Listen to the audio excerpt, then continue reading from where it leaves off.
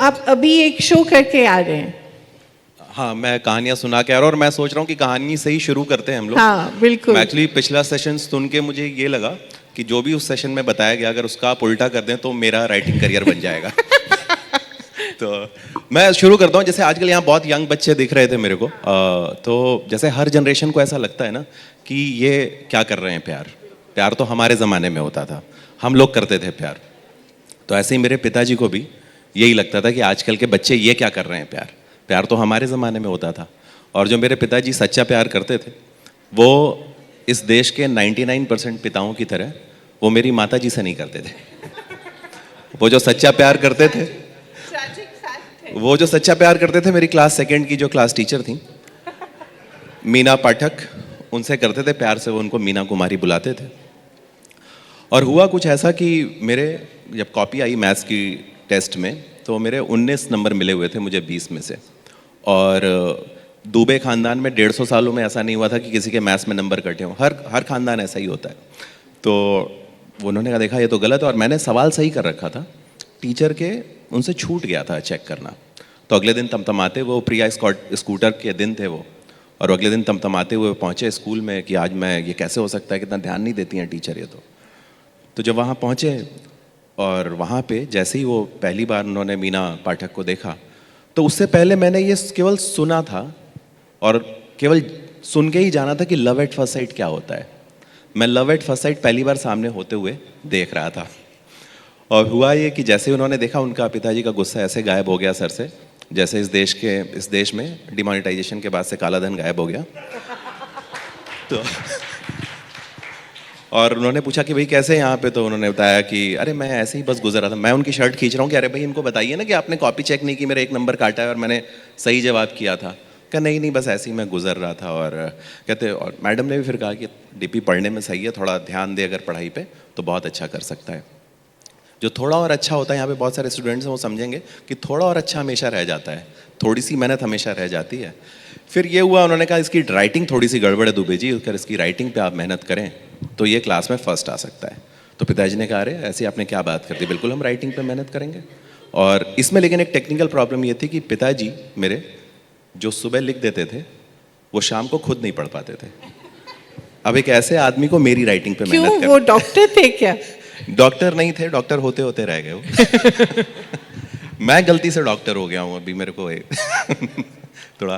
तो अब वो उन्होंने कहा हाँ हम करेंगे। तो फिर मीना मैडम ने भी बड़े प्यार से कहा कि दुबे जी आप तो कितने अच्छे पेरेंट हैं कि आप हालचाल पूछने आए कि बच्चा आपका क्या कर रहा है। कितने ऐसे पेरेंट्स हैं जो पेरेंट्स टीचर मीटिंग तक में नहीं आते हैं। तो पिताजी के कान में पहली बार 3 नए शब्द पड़े, पेरेंट्स, टीचर, मीटिंग। उन्होंने पूछा कब है ये पेरेंट्स टीचर मीटिंग। तो एक दिन जिस दिन था वो मीटिंग में हम लोग पहुँचे, और जब मीटिंग में मैं अंदर घुसा तो उस समय ऐसा होता था स्कूलों में कि आप अंदर घुसते थे, एक एक बच्चा क्लास में जाता था। तो जैसे ही मैं क्लास में गया मीना मैडम ने मुझे बुलाया, और चूँकि पिताजी से उनका एक रिश्ता हो चुका था ना, जान पहचान हो चुकी थी, तो उन्होंने ऐसे मेरे माथे पे, मेरी मैडम ने बुला के मुझे यहाँ पे प्यार किया। तो मैंने जैसे ही उन्होंने किया, मैंने ऐसे घूम के देखा अपने पिताजी को और कहा कि आप कितनी ही बैटिंग कर लीजिए, छक्का तो हमें ही मारना है। फिर हम लोग देखिए जो 90s में, छोटे शहरों की बात है, हम लोग जो 90s में बड़े हो रहे थे, हम लोग बहुत समझदार जनरेशन थे। हमें एग्जैक्टली पता था जब दूरदर्शन पे समाचार आता है तो 8:40 पे जब समाचार आता है उसमें 1 मिनट का जो गैप आता है उसमें किस चीज़ का ऐड आता है हमें पता था। एज अ किड हम अपने आप पानी लेने चले जाते थे। आजकल मेरा बच्चा है, नेटफ्लिक्स देखते समय जैसे ही कोई हीरो किसी हीरोइन के बाल में जू डाल रहा होता है मैं पानी लेने चला जाता हूँ। तो हम लोग तो समझदार थे, तो मैं अगले फिर कमरे से निकल जाता था और पिताजी और मेरी मैडम फिर बात करते थे। और मुझे पूरा विश्वास है अपने पिताजी पे कि वो मेरी पढ़ाई की अगले आधे घंटे बात करते होंगे। करते कराते हुआ ये कि मैं गलती से टॉप कर गया, क्योंकि मेरी पढ़ाई पे फोकस आ गया था पहली बार लाइफ में। जिस दिन रिजल्ट आया उस दिन तय हुआ, तो उन्होंने कहा मैडम कि हम पार्टी देंगे। तो पिताजी ने कहा नहीं नहीं पार्टी तो मैं दूंगा, पहले आप की तरह हुआ। फिर ये एक दिन तय हुआ, जो दिन तय हुआ पार्टी का वो बहुत इंपॉर्टेंट है। उस दिन मेरी माता जी की, यहाँ पता नहीं होता है कि नहीं होता है, उस दिन किटी पार्टी होती थी। तो जानबूझ के हम लोगों ने वो दिन चुना ताकि कोई एक्सटर्नल डिस्टर्बेंस ना रहे। हम लोग किटी पार्टी वाले दिन हम लोग पहुँचे, और मीना मैडम के मोहल्ले में जब हम पहुँचे तो प्रिया स्कूटर होता था। तो हम लोग, मैं बताया था कि हम लोग बहुत समझदार जनरेशन थे। आजकल के बच्चे तो मैं प्रिया स्कूटर में पीछे से ऐसे उतरा और आगे आके खड़ा हो गया, और मीना मैडम आई, वो पीछे स्कूटर पे बैठ गई। हम लोग जब उस मोहल्ले से निकल रहे थे तो जो वो फ्रेम था, हम लोग छोटा परिवार सुखी परिवार के ब्रांड एम्बेसडर लग रहे थे। हम लोग करते कराते एक जगह पहुँचे, वहाँ 2 मसाले डोसे ऑर्डर हुए, एक सादा डोसा मेरे लिए ऑर्डर हुआ। और उस समय अगर मैं यहाँ पे भी देख रहा हूँ और मैं अपनी वाइफ का भी देखता हूँ, बड़े बड़े अब बैग होने लगे हैं, उसमें वीकेंड भर का सामान आ जाता है। पहले छोटे बैग होते थे लेडीज़ के, छोटे छोटे। इससे छोटे बैग आने लगे। वो हर समय रिपीट वो होता ही है, आई थिंक फैशन यही होता है जो बार बार आता है। तो छोटे बैग से फिर मैडम ने दोबारा मुझे यहाँ प्यार किया, और उन्होंने एक छोटे से पर्स से अपने एक लिफाफा निकाला और पिताजी की तरफ बढ़ाया और कहा, भाई साहब, परिवार सही ताना है, शादी है और आप भाभी जी को लेके आइए। क्लास सेकंड में मेरे पिताजी रगड़ के मेहनत करने के बाद क्लास सेकंड वो फेल हो गए। उनका उस दिन मसाला डोसा जो आके सर्व हुआ, जब बैरन ने आके रखा, उसके बाद से उन्होंने मसाला डोसा से उनको इतनी नफरत हो गई कि आज भी मसाला डोसा नहीं खाते हैं। उनका उस मोमेंट इस देश के एजुकेशन सिस्टम पर से ही विश्वास उठ गया। अब मैं, चूंकि इसके बाद हुआ क्या कि मीना मैडम की तो शादी हो गई, वो चली गई अपना ससुराल, तो मेरे पिताजी ने पेरेंट्स टीचर मीटिंग में आना छोड़ दिया, और इस चक्कर में मेरी हैंड राइटिंग और मेरी मैथ्स दोनों ही कमज़ोर रह गई। अब मैं इस इंतज़ार में हूँ कि कब मेरा बेटा क्लास सेकंड में जाए और मैं थोड़ा बहुत ही सही अपने पिताजी जैसा महसूस कर पाऊँ। बहुत अच्छा। बट यही एक्चुअली मेरा सवाल ये था कि हमें मतलब there is so much hunger for such stories. जहाँ भी आप जाते हैं, आप किस्से सुनाते हैं, मतलब लोग सुनना चाहते हैं। अब उनको does it remind them of their youth, does it remind them of their, because every family is different, but every family is also the same. So what is it about it that attracts people so much? And इतना popular हो गया story telling, right? मुझे ऐसा लगता है ना कि लोग रील देखते देखते ना नंब हो गए हैं। हाँ। वो एक एक घंटे रील देखते देखते उनको इमोशन उनका ना, वो देखते हैं एकदम से कोई रील देखते हैं, 3 चीज़ें ऐसी जिससे उनकी लाइफ बदल जाएगी, 3 चीज़ें ऐसी जो कर लो तो आप पतले हो जाओगे, 3 चीज़ें ऐसी जो होता क्या है कि 3 चीज़ें ऐसी जो कोई स्टार कर रहा है, कोई स्टार कर रहा है। अब वो इतना वो नंब होता जा रहा है। और मैं मजाक में ऐसी बात बोलता हूँ कि जितना ज्ञान आदमी को रोज 1 घंटे में इंस्टाग्राम पे मिल जाता है, गौतम बुद्ध अपने पूरे जीवन में उतना ज्ञान उनको मिला होगा जाके। वो बेचारे अगर होते तो उनको भी अल्टीमेटली शायद रील बनानी पड़ती है अपनी बात पहुंचाने के लिए। Imagine Buddha on Insta. तो लेकिन हो क्या रहा है, जब आप किस्से सुनाते हैं, असल में किस्से ना कभी सुनाने वाले के बारे में नहीं होते हैं, हमेशा सुनने वाला उसका हीरो होता है। हाँ। हमेशा सुनने वाला उसकी हीरोइन होती है। और लोग अपने बारे में ही जानना चाहते हैं जी। सेल्फी में भी अगर आप देखिए, जो सेल्फी की ब्यूटी क्या है, क्यों सबसे ज़्यादा सेल्फी पॉपुलर है, कि आप ताजमहल के सामने भी खड़े हैं ना, तो ताजमहल आपके बैकग्राउंड में है। आप बच्चन साहब के साथ भी खड़े हैं तो बच्चन साहब बैकग्राउंड में, इज इन द बैकग्राउंड। तो सेल्फी, क्योंकि आपका ईगो आपको ले जाता है। तो वो अच्छी बात भी है, और शायद हमारा बेसिक ह्यूमन नेचर ही है। जैसे वो पहले क्या होता था ना, जब आग जलती थी और चारों लोग इकट्ठा होते और बताते थे आज हमारे साथ ये हुआ, आज ये हुआ। असल में अभी भी वो आग जल रही है। हम चारों, हमारे जो आग है, जो वर्चुअल आग है, वो स्क्रीन है हमारी। तो जब कोई उनको एकदम से ना, क्या होता है, कितनी भी आप, ये वैसा है कि किसी से आप बात कर लें कि गले, एक बड़ी कोई रिसर्च आई थी कि अगर आप किसी को 1 मिनट से ज़्यादा गले लगाते हैं तो सामने वाला पिघलना शुरू हो जाता है। हम लोग, ये बात दिन भर में आप 150 बार पढ़ लीजिए, आपको वो फील नहीं होगा, लेकिन अगर आप एक बार जाके किसी दोस्त को गले लगा लीजिए तो आपको ये शब्द गिर जाएंगे। जो किस्से क्या करते हैं ना, आपको आपके ही पते पे पहुंचा देते हैं। ये वैसा ही है मैम, जब एक बार जब मेरी नौकरी नहीं लगी थी इंजीनियरिंग करके, तो मैं बैंगलोर जा रहा था नौकरी ढूंढने के चक्कर में। तो क्या हुआ, उस बार मैं और हमारे दोस्त, हम लोग स्ट्रगल वैसे कर रहे थे। मुंबई में तो लोग फिल्मी स्ट्रगल करने आते हैं, हम लोग इंजीनियरिंग के बाद ही स्ट्रगल कर रहे थे कि नौकरी लगी नहीं। तो वहाँ पर क्या हुआ, हर बार मैं अपना टिकट कराता था, तो मैं डीपी दुबे लिखता था। तो वहाँ पे उस बार मेरे दोस्त ने मेरा टिकट करा दिया। अब वहाँ पे हम लोग जितने छोटे शहरों से आए हैं, तो हम लोग जब ट्रेन में चढ़ते थे स्लीपर में, तो हमेशा देखते थे कि पहले हम एफ से देखते थे कि फीमेल कहाँ पे है है ना, फिर देखते थे अच्छा कौन सा वाला वॉशरूम जाना है जो उधर की तरफ पास पड़ेगा। तो क्या हुआ, मैंने देखा एक नाम वहाँ पे दिख रहा है, दिव्या, और हम जाके बैठे हैं बैंगलोर। अब 32 घंटे का रास्ता है दिल्ली से, और वहाँ पे 2 लड़के और हैं। अब करते करते एक दिन में बात होने लगती है। आपकी ट्रेन की अच्छी बात ये है कि आपस में कम से कम लोग बात करते हैं, एक्सेप्ट कि कोई न्यूली वेड कपल पड़ जाए। क्योंकि जैसे ही आप कभी देख रहे होंगे ना, अगर आपकी गलती से दुल्हन पे नज़र है तो उसी समय दूल्हे की नज़र आप पे होगी। और सबसे अच्छा रहता है ट्रेन में अगर रिटायर्ड को एसबीआई के अंकल पड़ जाएं जिनको, और उनसे आप बात करते हुए जाएं। लेकिन हम लोग वहाँ थे तो उन्होंने कहा आपकी सीट पे तो कोई दिव्या आने वाली थी। मैं भी सोच रहा हूँ कोई दिव्या आने वाली थी। मुझे पता चला कि मैं अपने आप को ही ढूंढ रहा था क्योंकि वो दोस्त ने मेरे दिव्या नाम का, उसने दिव्या लिख दिया था और वो हो गया था। तो हमें ये जो रिमाइंडर है ना, अपने, हम सारे लोग अपनी ही तलाश में, जैसे मैं उस समय अपनी तलाश में था, लेकिन वो ब्लफ थी भाई। जैसे चाहे रूमी को भी आप पढ़ लीजिए या किसी भी अच्छी फिलॉसफी या अच्छी कहानी पढ़ लीजिए, तो अल्टीमेटली दूसरे की कहानी ना हो के हम अपने उसमें ले जाते हैं। चाहे हैरी पॉटर ही हो, इस दुनिया का नहीं है, लेकिन उसके स्ट्रगल को देख के लगता है कि हमारी ज़िंदगी में भी वैसे ही राक्षस हैं और हम एक दिन शायद उनसे जीत जाएं। और आपकी कहानियों में फादर का रोल बहुत इम्पोर्टेंट है हर वक्त। मुझे लगता है कि जो आदमी, father, whatever, that protagonist is very important.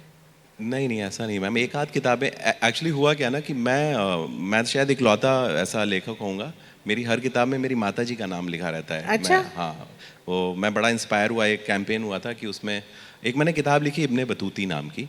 तो इब्ने बतूती कोई शब्द नहीं है, ये गलत उर्दू है।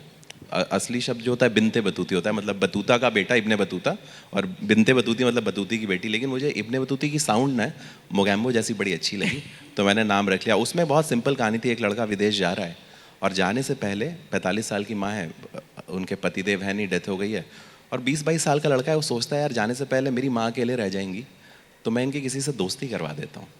तो वो मैट्रिमोनी में भी ऐड दे देता है। अच्छा। वो डेटिंग साइट पे भी डाल देता है, और वहाँ से कॉम्प्लिकेशन शुरू होता है। तब उसको रियलाइज़ होता है जो माँ है वो अभी भी एक कोई व्यक्ति है, कुमार आलोक नाम का, उसको चिट्ठी लिखती है। और वो चिट्ठी लिखती है तो पता चलता है जो माँ है वो चिट्ठियों में कितनी अलग व्यक्ति है, जो सामने है वो तो बहुत अलग व्यक्ति है। वो तो 1990 में हिंदू कॉलेज में पढ़ती थी, तो थिएटर करती थी, तो उस समय मंडल कमीशन आया था और क्या क्या हुआ था। तो ये कहानी एक माँ और बेटे की अपने माँ के पहले प्रेमी को ढूंढने की हो जाती है, और वो उसके बाद कैसे वो ढूंढते हैं। बट जब माँ पे मैंने लिख दिया तो बहुत लोगों का आया कि अब माँ पे सब लोग लिखते हैं, अब आपने पापा पे नहीं लिखा, तो फिर मुझे मजबूरी में यार पापा नाम की एक किताब लिखनी पड़ी। लेकिन ऐसा नहीं है मेरा, मतलब ऐसा कोई नहीं है कि फादर पे ही लिखता। एक्चुअली मैं हमेशा उन चीज़ों पे लिखने की कोशिश करता हूँ। एक मजाज साहब का शेर है, मेरी पूरी लाइफ, मेरी किताबों की सारी जर्नी वही है कि ज़माने से आगे तो बढ़िए मजाज, ज़माने को आगे बढ़ाना भी है। तो मेरी कोशिश यही रहती है कि जो भी लिखें कम कर पाए ऐसा। तो ये जो किस्से हैं, मतलब कितना इमेजिनेशन है, कितना रियलिटी है?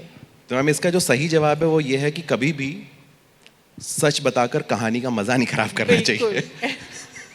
लेकिन हम तो सब एम्ब्रॉयडरी और एम्बेलिशमेंट लेकिन देखिए ना, जैसे कई बार क्या होता है कि कोई चीज़ घटी, जैसे ही आप बताते हैं ना कि भाई मेरे साथ ये हुआ। जैसे हमें कोई दोस्त मिलता है ना, हमने 10 साल, हमारा अभी आप स्कूल से निकलिए और उसके बाद 10 साल बाद आपका एक दोस्त मिलेगा, कभी दिवाली पे या गलती से उसकी कहीं शादी हो रही है तो मिलेगा, और आप 10 साल बाद जब उससे मिलेंगे तो आप शाम को जब बैठे हैं चाय या वाय पे, जैसा भी स्टेट है, जैसे पटना में है तो आप अलग तरीके से बैठेंगे, भुवनेश्वर में तो अलग बैठेंगे, मुंबई में अलग बैठेंगे। आप शाम को जब बैठें तो उसको 10 साल की सारी बात नहीं बता सकते, हम केवल ट्रेलर में बताते हैं, भाई मेरे साथ ये हुआ, भाई मेरे साथ ये हुआ। और उस बताने में कई बार हम जब याद करते हैं तो कई सारे हमारे दिमाग में हमारी जो याद है ना, हम उस एक्चुअल इवेंट को नहीं याद करते, हम ऑटो करेक्ट कर देते हैं। जैसे आजकल फोटो में फिल्टर लगाते हैं ना, तो हमारी यादें उस इवेंट को ऑटो करेक्ट कर देती हैं। तो कई बार जो हमारे साथ हो सकता था हम उसको बताते हैं। तो इसीलिए जैसे कहानी की जो सबसे अच्छी बात है ना, कि कहानियाँ की सबसे अच्छी बात है कि कहानियाँ सच नहीं होती हैं, लेकिन कहानियाँ सच हो सकती हैं। वो पॉसिबिलिटी पे सारा खेल है। कितना परसेंट है मैं बता दूंगा तो फिर पैसे देना बंद कर देंगे। जब आप आजकल आप शोज कर रहे हैं, what is that experience like? Because मतलब आपके पास लाइव ऑडियंस है, उनकी रिएक्शन देख रहे हैं आप, आपको मतलब do you then have to tailor your stories, और do you understand what's working, what's not working? हाँ, लेकिन मोटा मोटा मैम रहता है खाना। लेकिन जैसे रैंडम मैं आपको कुछ करके दिखाता हूँ यहाँ पे। आपका नाम क्या है? सेकंड आपसे पीछे। हाँ, क्या नाम है आपका? श्वेता। श्वेता, मैं बता दूँ हमारे बारे में सबको? हम लोग, मैं बता दूँ हम लोग, आप बताएंगे तब मैं बताऊंगा। मैं बता दूँ हम लोग पहली बार कब मिले थे? आप बताइए, आप अगर बोलेंगी कि नहीं सच मत बोलो, तो देखिए झूठ बोलने का तो मेरा काम ही है, मैं वही बोल ही रहा हूँ। आप बताइए, बता दूं? आपको याद है ना मिले थे? आपकी तो आदत ही भूलने की है। बट ऐसे ही ऐसे ही ना मैं 1 घंटे में कर सकता हूँ। 1 घंटा? हाँ, बस। उसके पैसे लेता हूँ वो बात अलग है, लेकिन हाँ मैं ये एग्जैक्टली डेट बता दूंगा कि हम कब मिले थे, और वो एंड तक मान जाएंगे कि हाँ सब अच्छा। That's a gift. नहीं मानेंगे तो मैं तो झूठ बोल ही सकता हूँ, तो उसमें क्या है। But thank you But Shweta. आपने सीखा कहाँ से? मतलब हाउ डिड यू रियलाइज कि ये जो सिम्बायोसिस से इंजीनियरिंग स्टूडेंट ग्रेजुएट निकला, फिर उसने आपने कहाँ? मैंने गलती बॉम्बे से में ma'am college of engineering Roorkee से, मैं Ideas- एक्चुअली एबीजी ग्रुप में ही था, मैं मैनेजमेंट ट्रेनी था। आइडिया सेल्यूलर आइडिया में में आप थे। था मैं, हाँ। एंड आपने काफी साल वहाँ हाँ, काम हाँ। किए। मेरे साथ मैम क्या तो हुआ क्या हुआ कि आपका स्विच ऑन हो गया? नहीं वो एक्चुअली आपके अंदर जम वो रहता है, लेकिन कई बार ऐसे जीवन में आपके लोग टकराते हैं जिस वजह से वो ट्रिगर कर जाती है चीज़। जैसे मैं कभी ये बचपन में नहीं सोचता था मैं राइटर बनूंगा। मुझे याद है 2009-10 में यतीन्द्र भाई बैठे हैं यहाँ पे, इन्होंने गुलजार साहब पे किताब लिखी थी, यार जुलाहे किया था। मैं हर साल उनको फ़ोटो भेजता हूँ जब किताब वो साफ़ करता हूँ। मैं सोचता था जो यतीन्द्र लोग हैं और जो गुलजार साहब हैं, ये लोग बहुत दूसरी दुनिया के लोग हैं, और अभी भी मैं ये मानता हूँ कि ये लोग मेरी दुनिया बहुत अलग है। या मनी सर के साथ भी काम कर लिया, वो दूसरी दुनिया मुझे लगती है। लेकिन एक पॉइंट क्या आता है, जैसे आप जब हम लोग जिन छोटे शहरों में बड़े हो रहे थे, वहाँ एक पोस्टर मिलता था आदर्श बालक का, कि आदर्श बालक 5 बजे उठता है, नहाता है, फिर स्कूल जाता है, स्कूल जाने से पहले पढ़ता है, आता है, स्कूल में सब लड़कियों को बहन बोलता है, वो फिर जाता है, खेलता है, फिर रात में सोता है। मुझे ना, मैं 27-28 साल तक मेरी ज़िंदगी वो आदर्श बालक की ज़िंदगी थी, और एक दिन मुझे लगा मुझे जीवन में एक ही काम करना है, मुझे इस पोस्टर को फाड़ के बाहर निकलना है ना। और वो मैं पोस्टर को फाड़ के बाहर निकलना चाहता था। जैसे जब मैं नौकरी कर रहा था, और मैं बहुत कायदे से नौकरी करता था, और मेरे साथ मजबूरी ये थी कि मेरी माताजी इतनी सीधी सरल व्यक्ति हैं कि जब मैं असिस्टेंट मैनेजर था तो भी वो सबको जनरल मैनेजर ही बताती थी। तो अल्टीमेटली मैंने नौकरी तब छोड़ी जब मैं हो गया वो। और वहाँ पे जब मैं नौकरी कर रहा था, तो ऐसे ही बोलने जाता था, तो एक मैंने टॉक दिया था, it's okay not to speak in English. ये टेडेक्स टॉक था एक्सेलराई में, वो किसी ने चैनल में कहीं देखा, तो उन्होंने कहा आप हमारे लिए शोज़ बनाइए। तो फिर मैं गलती से चैनल में पहुंचा, लेकिन मैंने वो प्लान नहीं किया। लेकिन मोटा मोटा एक ही चीज़ मुझे लगता था, जब आप रात में सोने जाते हैं, जब आखिरी थॉट होता है सोने से पहले, और आपकी नौकरी भी अच्छी है, सब परफेक्ट है, सब सही चल रहा है, लेकिन नींद नहीं जब आती है ना, तो एक जो बेचैनी होती है ना कि क्या हम यही करने के लिए थे, तो ये जो खोजबीन है कि हम हैं कौन, तो मैं उसके जवाब में सारी चीज़ें करता चला गया। और चूँकि मैं 12th के बाद भी मैंने 2 साल का गैप लेके केवल रजनीश वगैरह को पढ़ा था, ओशो को पढ़ा था, तो एक रेबल था मेरे अंदर शायद, जो दबा हुआ था, जो सिस्टम दबाते दबाते दबाते, लेकिन एक दिन वो सवाल गिर गया अपने आप। मतलब मेरे लिए जब मैंने नौकरी छोड़ी, मेरे लिए ये सवाल नहीं था, क्योंकि नेचुरली मैं काम ठीक ठाक कर रहा था। तो मैं ये सोचता था साल भर में मैं इतने घंटे देता हूँ, रोज़ ऑफिस जाता हूँ, ये करता हूँ, तब एक्स अमाउंट मिलता है, ये तो मैं 3 महीने में कमा सकता हूँ। तो मैंने, मेरे लिए ना वो, जैसे नॉर्मली होता क्या है, जैसे बच्चों के साथ होता है, आप उनको बोलते हैं अरे तुम टीवी मत देखो, लेकिन हम उनको ये नहीं बताते कि क्या करो, तो वो और बेचैन हो जाते हैं। तो जैसे मेरे लिए, जब मुझे एग्जैक्टली पता था कि आज मेरे को नौकरी मैंने छोड़ी और मैं सुबह 9 बजे अगले दिन क्या कर रहा हूँ, तो वो शायद उसी चीज़ ने मुझे अपना समय व्यतीत करने का एक मैं तरीका ढूंढ रहा था, जो मुझे गलती से मिल गया और सही दिशा में। और नहीं तो मेरा तो काम ही श्वेता झूठ बोलने का है। तो कभी भी बदल दूंगा फिर से बात और रास्ते। तो जो आपने सबसे पहली स्टोरी सुनाई, आपको अभी भी याद है वो क्या है, और जो रिएक्शन आपको मिला? वो बड़ा इंटरेस्टिंग बात है। जैसे ना, आप क्या होता है, जब आप किताब आपने लिखी और किताब बिकने लगी मेरी, एक मुसाफिर कैफे नाम की मैंने, हाँ, तो वो 3rd बुक थी मेरी।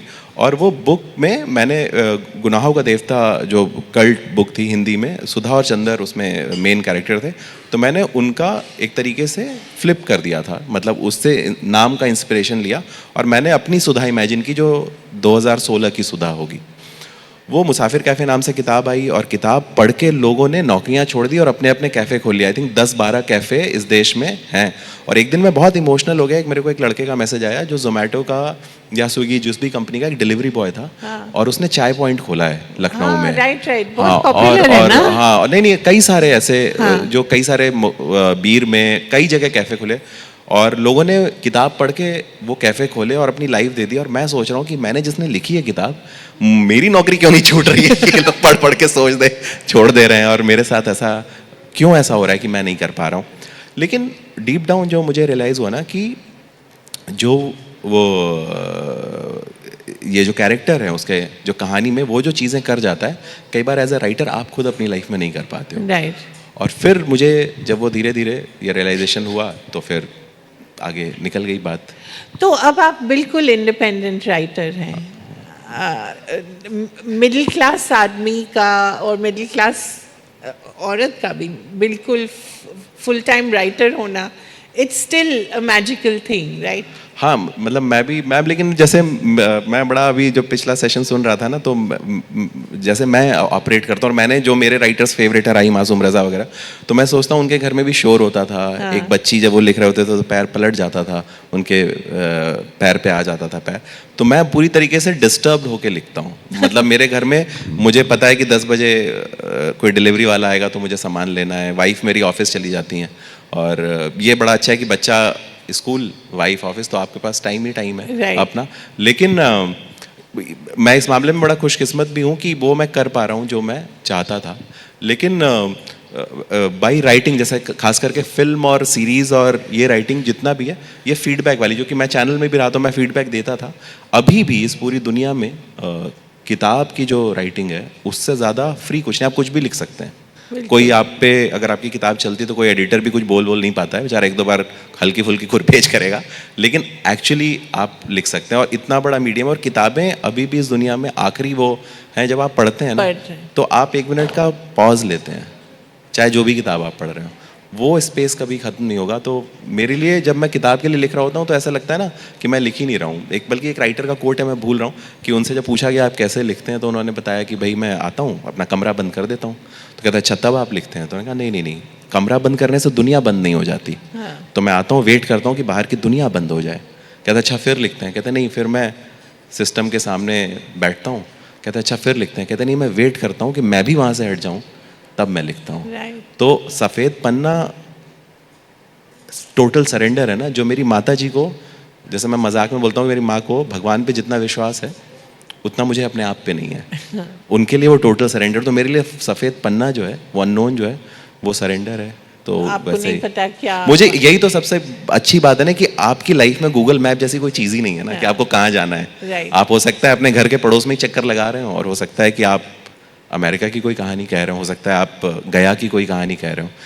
ऑब्वियसली मैं जहाँ पे लिखता हूँ चीज़ें, वहाँ मैं गया हूँ या पहुँचा हुआ हूँ, या कोई एक चीज़ छिटक के रह जाती है, कोई एक बात याद रह जाती है। जैसे किससे ना, आप जैसे मुंबई जैसे शहर में अब मैं रह रहा हूँ, वहाँ पे तो किससे ऐसा हो ही नहीं सकता कि आप निकले। जैसे मैं एक दिन बहुत छोटी सी बात बता रहा हूँ, मैं ऐसी, ये 6-7-8 साल पहले की बात है, तब मैं जाता था ऑफिस, और मैं लिया मैंने ऑटो, और मैं कान में लगाए हुए था, और आप जब कान में हेडफोन लगाते हैं तो आप गुनगुनाते भी हैं।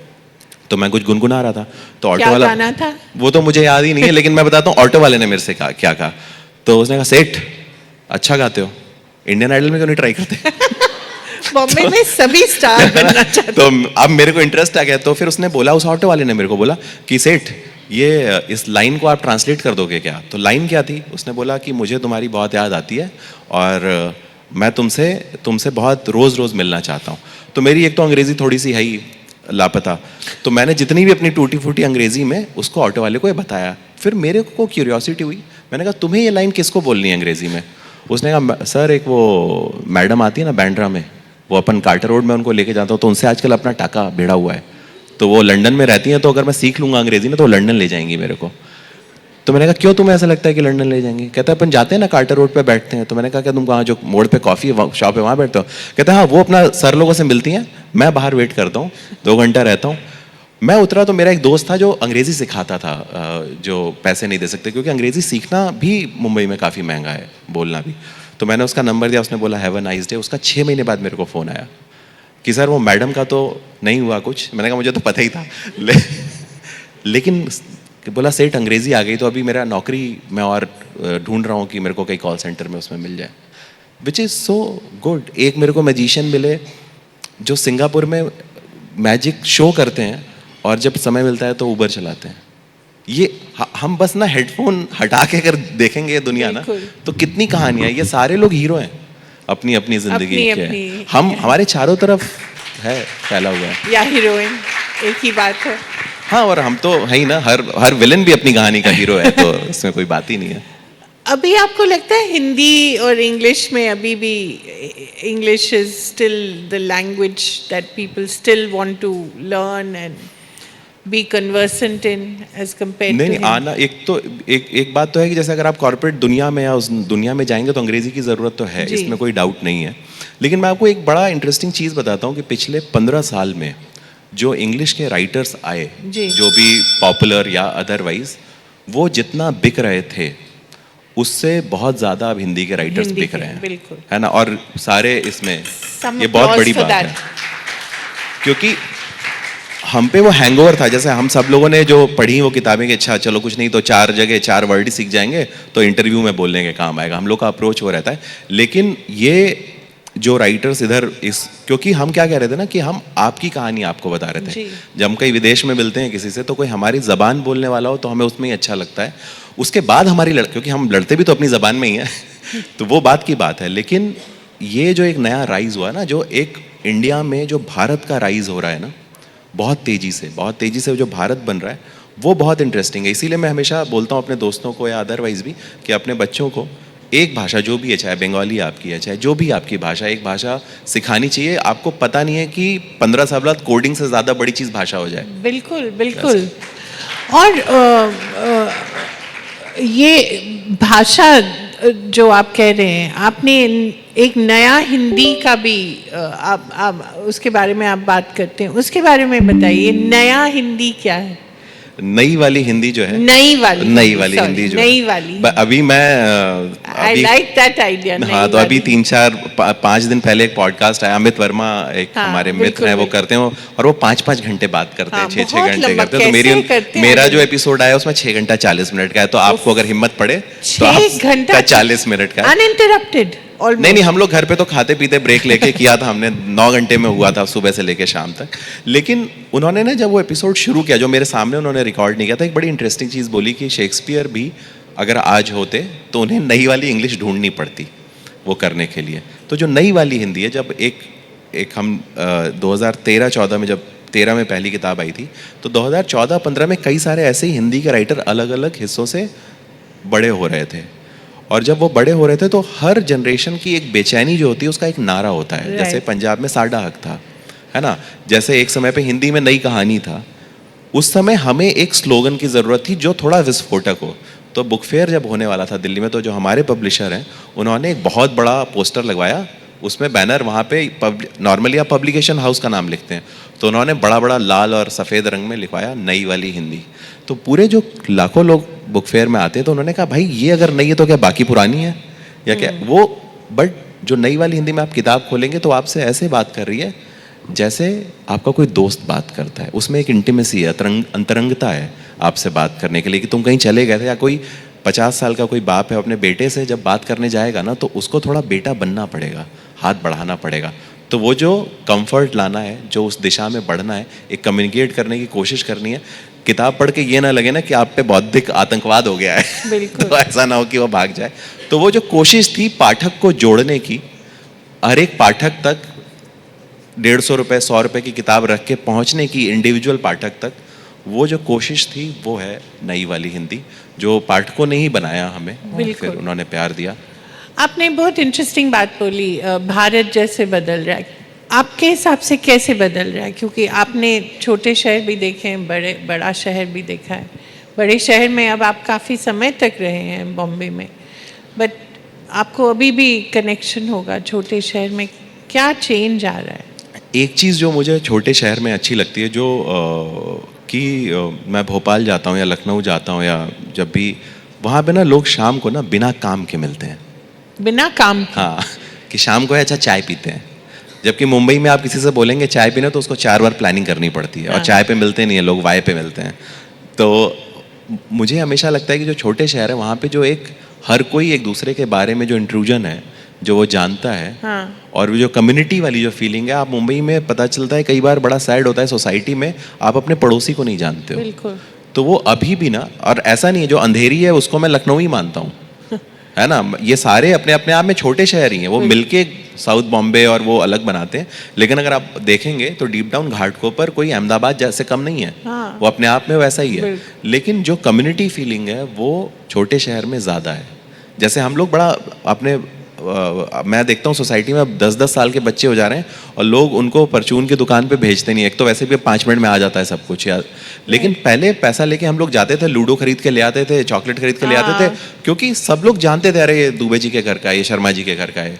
लेकिन बड़ी सोसाइटी में आपको ये भरोसा ही अब नहीं रह गया कि अब मैं देखता हूँ बड़े बड़े बच्चे 10-11 साल के उनके पेरेंट्स जा रहे हैं, तो वो मुझे बड़ा मिस लगता है। या जैसे पिछले सेशन में मैम बता रहे थे, जैसे बड़े शहरों में जो एक चीज़ आपसे मासूमियत ना वो छीन लेता है वो शहर आपकी।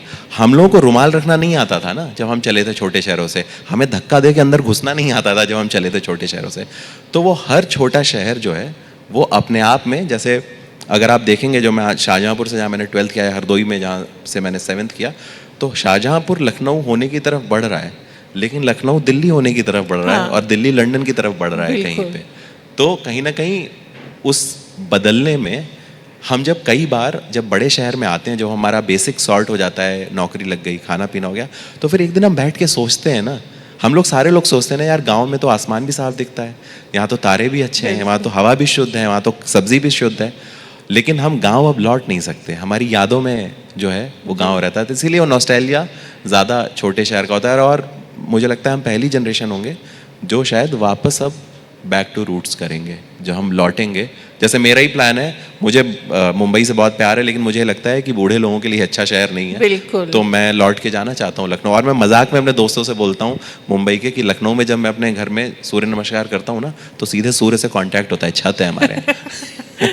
तो आप कहाँ लौट के जाना चाहेंगे? मैं लखनऊ जाएंगे। अब जहाँ का मैं हूँ गाजीपुर, वहाँ आप जा नहीं पाऊंगा, तो ऐसा है। It's very interesting. The other day I was in Lucknow and there was this lovely girl who was serving us in the hotel and she said she's from Noida. So she said उसका हर वक्त सपना था कि वो लखनऊ में आके काम करे। तो आपने ये जो बोला ना कि Lucknow is trying to be Delhi, Delhi is trying. Yatindra भाई बैठे, इन्होंने एक बड़ी, इनको याद नहीं होगा ये तो, जो कि बड़े लोगों की आदत होती है, कुछ बोल के भूल जाते हैं लोग। तो यतीन जी ने मेरे से एक बात बोली थी कि डीपी, मुंबई में 10 दिव्य प्रकाश हैं, लखनऊ में केवल 1 दिव्य प्रकाश है। मुंबई में भी एक ही दिव्य प्रकाश है। Thank you.